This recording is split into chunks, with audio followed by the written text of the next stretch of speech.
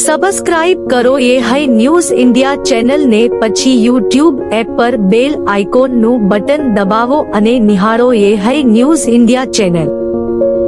Audio Jungle.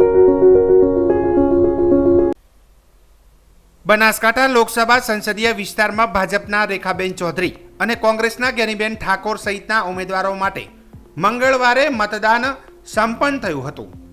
ગત લોકસભા ચૂંટણીમાં જ્યાં 64.67% મતદાન થયું હતું, તેની સામે આ વખતે 4.94% મતદાન વધીને 69.62% નોંધાયું હતું. આ વખતની લોકસભાની ચૂંટણીમાં ભાજપના ઉમેદવારની સામે કોંગ્રેસના ઉમેદવારની ચર્ચા વધારે હતી.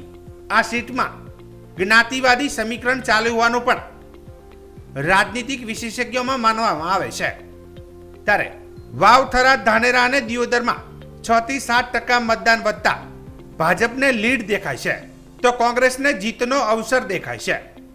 2019માં ભાજપને જંગી લીડ મળી હોવા છતાં તમામ બેઠકો પર ભાજપના કાર્યકર ઉપરાંત ચૌધરી સમાજના યુવાનોને પણ મેદાનમાં ઉતારવા પડ્યા હતા. જિલ્લામાં સૌથી વધુ મતદાન થરાદમાં થયું છે. પાછલી ચૂંટણી કરતાં 7.72% વધુ મતદાન ભાજપને ફાયદો કરાવે તેવું ચર્ચાઈ રહ્યું છે. તો જ્ઞાનીબેન જ્યાંથી ધારાસભ્ય છે તે વાવ વિધાનસભા વિસ્તાર અને ઠાકોર સમાજની જેમ મોટી વોટ બેંક છે, અને કેસાજી પણ ઠાકોર સમાજની વોટ બેંકથી જ જીત મેળવે છે. તે દિયોદર વિધાનસભા બેઠક પર કોંગ્રેસને લીડ મળે તેવી ચર્ચા છે. આ વખતની લોકસભા ચૂંટણીમાં બંને ભાજપ અને કોંગ્રેસના ઉમેદવારો મહિલા હતા, જેથી મહિલાઓનું મતદાન પુરુષો કરતાં વધુ થાય તેવી સંભાવના હતી. જોકે પુરુષોનું 73.16%, જ્યારે મહિલાઓનું 65.85% મતદાન થયું છે.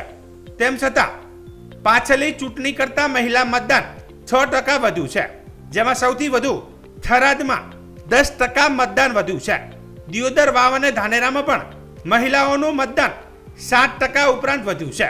ત્યારે ઉલ્લેખનીય છે કે બનાસકાંઠાના 19.53 લાખ મતદારો સૌથી વધુ ઠાકોર સમાજના 3.5 લાખ અને ચૌધરી સમાજના 3.25 લાખ મતદારોના વોટોનું વિભાજન થવાને લઈને પરિણામ ઇતર સમાજના વોટ નિર્ણાયક હોવાનું હાલમાં મનાઈ રહ્યું છે. હિન્દુ યુવા સંગઠન ભારત દ્વારા અવારનવાર સેવાકીય કામગીરી કરવામાં આવે છે, જેમાં આજરોજ ઠંડી છાશનું વિતરણ કરવામાં આવ્યું હતું. બનાસકાંઠામાં પડી રહેલ કાળઝાળ ગરમીથી લોકોને રાહત મળે તે માટે આજે હિન્દુ યુવા સંગઠન ભારત બનાસકાંઠા ડીસા શહેર દ્વારા ડીસા ફુવારા શિવાજી સર્કલ પાસે દાતા જગદીશભાઈ સગલચંદ પૂજારા જલારામ એજન્સી તરફથી ઠંડી છાશનું વિતરણ કરાયું હતું, જેમાં સવારે 10 વાગ્યાથી સાંજે 4 વાગ્યા સુધી 5000 જેટલા ગ્લાસ ઠંડી છાશ લોકોએ પીધી હતી. જેમાં સંગઠનના અધ્યક્ષ મનોજસિંહ ઠાકોર, હિતેશસિંહ રાજપૂત, ગોલ્ડનભાઈ ઠક્કર, કુલદીપભાઈ પરમાર, હંસરાજભાઈ માળી, કેબી ચૌધરી, યુવરાજભાઈ ઠાકોર, નવરોત્તમભાઈ પટેલ, કલ્પેશભાઈ, ભરતભાઈ માળી, કરશનભાઈ માળી સહિત હિન્દુ યુવા સંગઠન ભારતના હોદ્દેદારો મોટી સંખ્યામાં હાજર રહ્યા હતા. આજે 3 મે પરશુરામ જયંતિ અને અક્ષય તૃતીયા બંને સાથે છે. આજના દિવસ શુભ માનવામાં આવે છે. આજે ખેડૂત પુત્ર પોતાના ખેતરનું પૂજન કરી ખેડ કામનું શુભ મુહૂર્ત કરતા હોય છે. પહેલાના જમાનામાં ખેડૂતો બળદોને શણગારી પૂજન કરી ખેડ ચાલુ કરતા હતા. ધાર્મિક માન્યતાઓ જણાવે છે કે ભગવાન પરશુરામ ભગવાન વિષ્ણુનો 6થા અવતાર છે, અને તેમના પિતા જમદગ્નિ ઋષિ ભૃંગ ઋચિક ઋષિજીના પુત્ર હતા. તેમની ગણના સપ્ત ઋષિઓમાં થાય છે.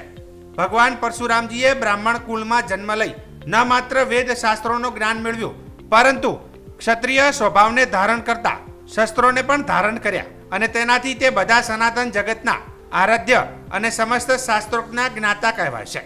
તેમના જન્મનો હેતુ પાપી, વિનાશક અને અધાર્મિક રાજાઓને દૂર કરવાનો હતો. ભગવાન પરશુરામ બ્રાહ્મણોના ભગવાન તરીકે માનવામાં આવે છે, અને જેઓ અજય અને અમર છે તેવું પણ માનવામાં આવે છે. આજે ધાનેરા ખાતે અખાત્રીજ તેમજ ભગવાન પરશુરામ જન્મ જયંતિ નિમિત્તે ઔદિત્ય સહસ્ત્ર સિદ્ધપુર બ્રહ્મ સમાજના ભૂદેવો દ્વારા સપ્તર્ષિ ઋષિ આશ્રમ ખાતે મહાઆરતીનો કાર્યક્રમ કરાયો હતો. આ કાર્યક્રમમાં મોટી સંખ્યામાં ભૂદેવો, ભાઈ બહેનો હાજર રહ્યા હતા અને ભગવાન પરશુરામની આરતી કરી પ્રસાદ લઈ ભગવાન પરશુરામના જન્મદિવસની યાદ કરી ઉત્સવ મનાવ્યો હતો.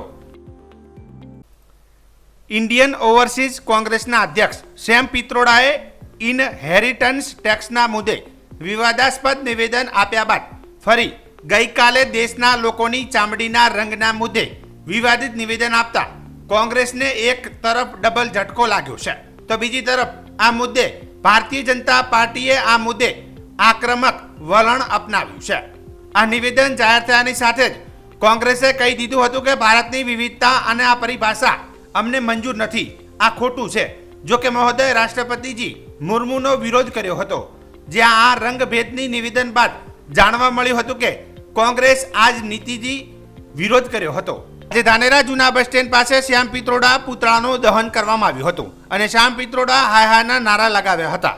આ પ્રસંગે ભારતીય જનતા પાર્ટીના ધાનેરા વિધાનસભાના આગેવાન ભગવાનદાસ પટેલ, ધાનેરા શહેર મંત્રી જીબી રાજપૂત, પ્રેમાભાઈ પટેલ, યોગેશભાઈ ત્રિવેદી, ઇન્દુબેન જોશી, રાયચંદભાઈ વાઘેલા તેમજ મોટી સંખ્યામાં કાર્યકર્તાઓ હાજર રહ્યા હતા.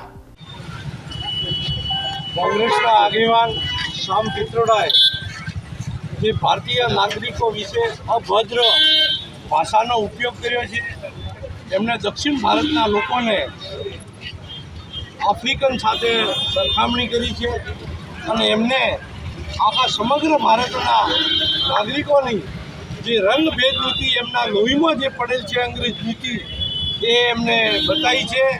આજે ભારતીય જનતા પાર્ટી સમગ્ર ગુજરાતમાં અને સમગ્ર ભારતમાં આને વખોડી કાઢે છે અને ધાનેરા શહેરમાં ભારતીય જનતા પાર્ટી દ્વારા શ્યામ પિત્રોડાના પુતળા દહનનો કાર્યક્રમ રાખેલો હતો અને આ જે એમને અભદ્ર ભાષા વાપરી છે તેને વખોડી કાઢે છે. એ દેશનું ભારત માતા કી જય.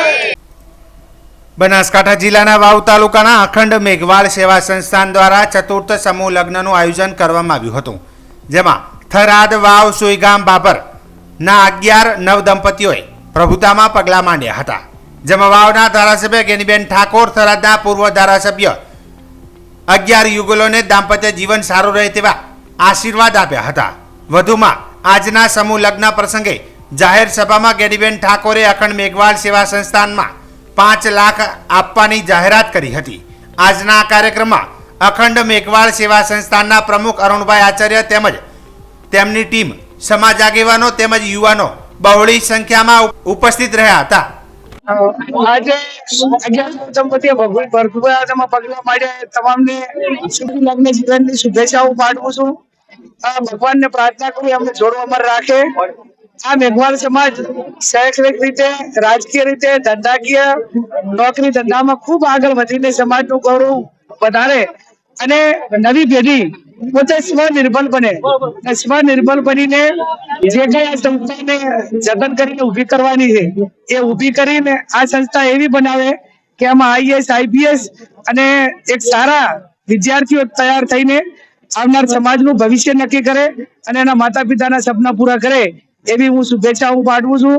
લાઇબ્રેરી માટે એમને જે મારી પાસે માગણી કરી હતી, મને પાવર છે 5 લાખના, એ 5 લાખની ગ્રાન્ટનું પણ એમને મેં લેટર લખીને આપી દેવાનું કીધું છે.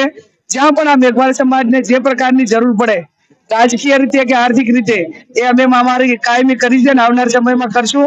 ફરી એમણે મને આમંત્રણ આપ્યું એક કુવાસી તરીકે, દીકરી તરીકે જ્યારે મને માને છે અને આ સમાજનું ઋણ અમારા ખૂબ ઉપર, અમારા બધા ઉપર છે, એ ઋણ ઉતારવાની ભગવાન અમને શક્તિ આપે એ શુભેચ્છાઓ સાથે ફરી અમને બધાને ખૂબ ખૂબ આજે તારીખ 10/5/2024 ને અખાત્રીજના પવિત્ર દિવસે અખંડ મેઘવાળ સમાજ સેવા સંસ્થાન વાવ દ્વારા સમૂહ લગ્નનું આયોજન કરવામાં આવેલ, જેમાં વાવ, થરાદ, સુઈગામ અને બાબર તાલુકાના કુલ મળીને 11 નવ દંપતીઓએ પ્રભુતામાં પગલાં પાડેલ.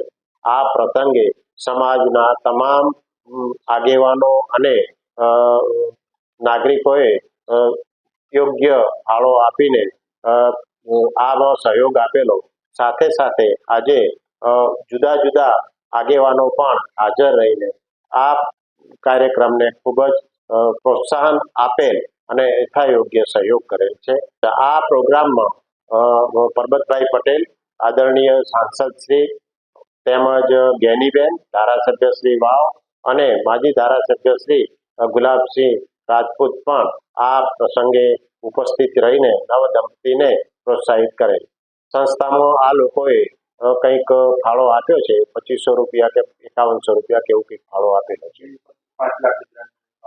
ગ્રાન્ટ માટેની વાત કરી છે, પરંતુ કોઈ ગ્રાન્ટ હજુ ફાળવી નથી અને એવો કોઈ લેટર પણ અત્યારે આપ્યો નથી. જ્યારે ત્યારે ફાળવણી કરશે એ વખતે જે કંઈ એનું કામ હશે એ પ્રમાણેના કામ આપવા માટેની એમણે ઈચ્છા દર્શાવી છે.